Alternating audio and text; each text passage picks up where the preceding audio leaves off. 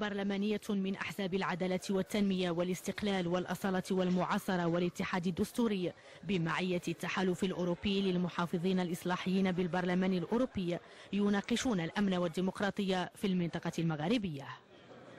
لا مالي ولا جنوب الجزائر في قضيه الارهاب ولا حتى الاستقرار السياسي الان محتاج مجموعه تاع الدول المغرب العربي. لهذا كان النقاش مع الاوروبيين حول قضيه الامن وعلاقتها بالديمقراطيه وطبيعه هذه العلاقه حتى لا تهيمن احدى على الاخرى.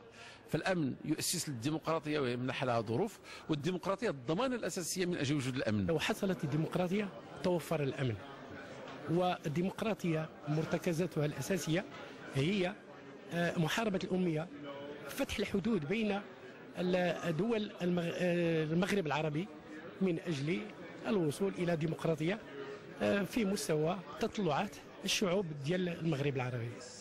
بعض التدخلات أكدت على أن الحل يكمن في الجمع بين الديمقراطية كرمز للمشاركة والدين كضامن للقيم والعولمة كتعبير عن الانفتاح.